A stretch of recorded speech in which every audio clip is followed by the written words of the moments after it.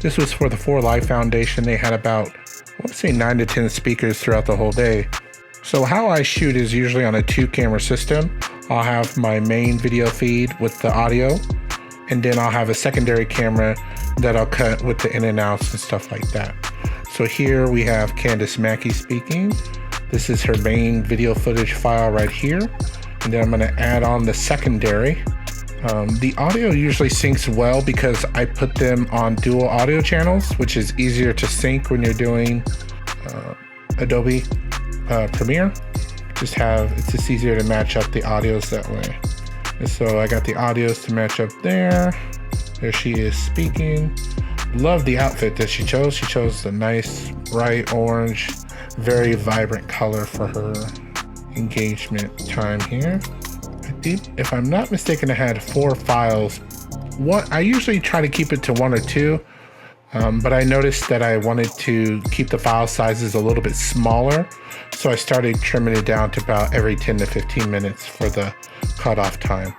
I have the R7, so I'm not worried about missing anything. The secondary camera is a redundant camera, so it helps me with having just a secondary look to it.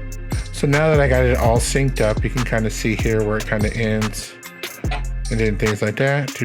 Clap. So it probably ends about right here. The assessment every day. So that's where it cuts off there. So this will be my editing time. They also had a logo for it that I'll drag over from the previous sequence there, drag it right on top.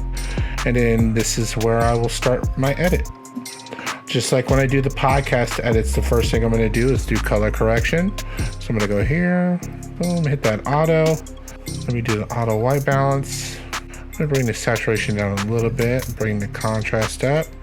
Definitely want to sharpen the image a little bit more. A little bit of vibrance. I like that right there. So I will copy that. Go to the next video file. I will paste it. See how it looks. Perfect.